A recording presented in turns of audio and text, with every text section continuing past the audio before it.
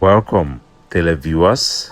I want to share with you these wonderful videos that I capture with my drone as part of our cultural warrior in our platform, where we seek to tackle social ills that holds us Africans back from development. Hope this video finds you in good cheers. My name is Capo Daniel. So as we watch this wonderful video, I passed by this same spot a couple of weeks ago and nothing was here that is here today.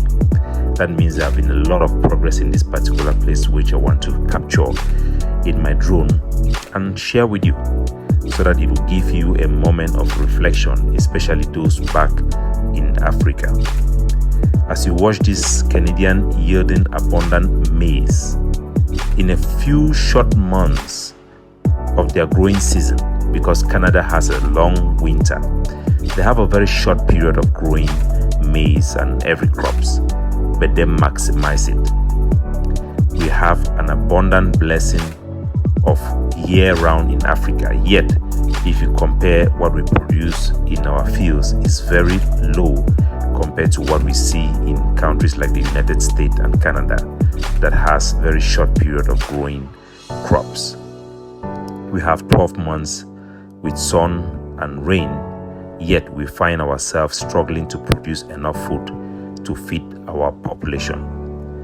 We have begun to rely more and more on import, including import of rice and maize that are our staple food in Africa, to cook fufu, ugali, and many other African dishes.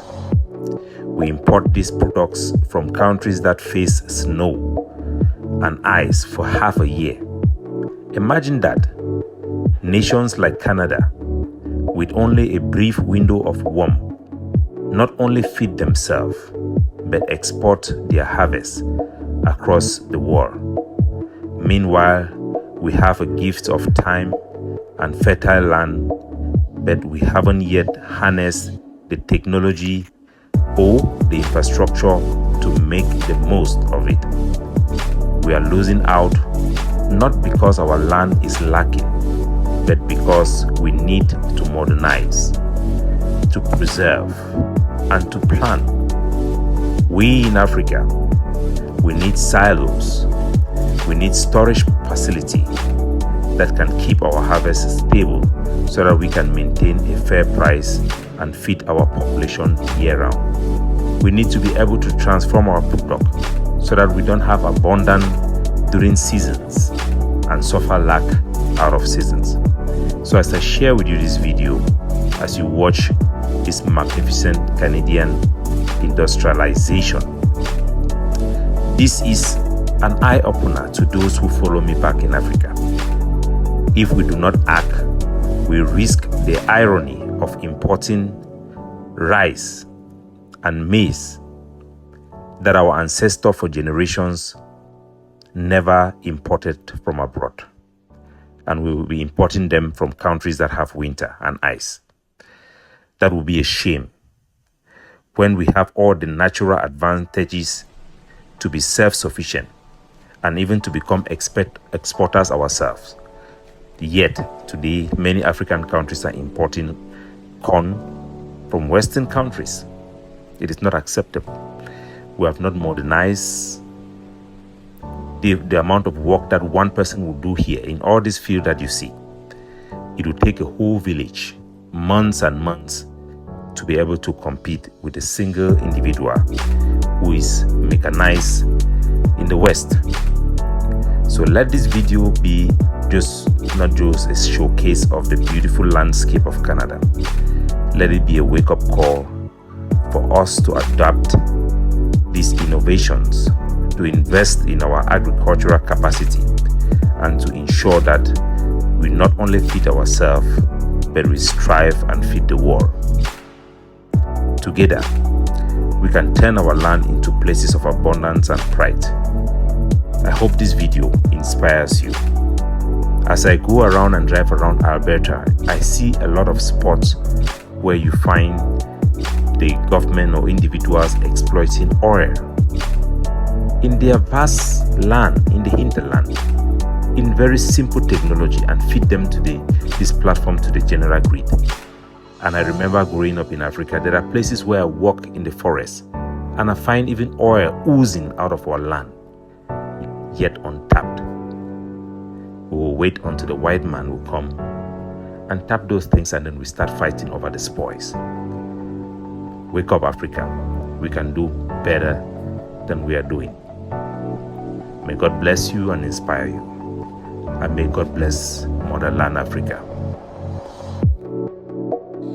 So as I go my way, and for those of you who follow me on social media, you view the world through my eyes, I always try to share with you some of these inspirational experiences that I go through, things that makes me to reflect back home about the huge untapped potential we have, the great people I've met in my way back home who can do better, a population that is stripped of all its God-given resources, that is meant to power innovation, empower businesses, provide fertilizers and mechanism for farmers to be able to grow crops and feed their own people. Corruption in Africa has held us back more than anything else. Corruption have killed more than wars. So I want to inspire you. Look at this vast land. Look at this oil platform where people in simple place like this, they've set up things like this to extract oil that powers their economy, provide for their vehicles. How difficult it is for us Africans to do the same. What stands on our way? So I'll continue to share my life journey with those of you who follow me to inspire and bless you. For those who haven't traveled to the places I've been, to walk through my faith, share my experiences and inspiration with you, hoping that it touches one heart. In Africa, we are still carrying food from the market with trucks that were provided by the colonial master. We have not improved on anything. Not that we don't have the available technology to do welding, to cut iron. We do have them. We do have them. But we must inspire our people to do different, to innovate, to bring new solutions, African-based solutions. Just as the white people are building their country, we can build our own country. We can empower our own workforce, even without the government. Yes, the government is needed to empower the population because the government is the biggest force. But we, the people, can still look into our own self, look into how we can do better and do better. Imagine land like this to be cultivated in Africa. How many people is it going to take? Even the whole village will take months. Here, a single person with a tractor will do all the work. So I want to share with you this my journey. I'll continue to share with you inspirational journey so that you walk with me and I share with you and I bless your heart. God bless you.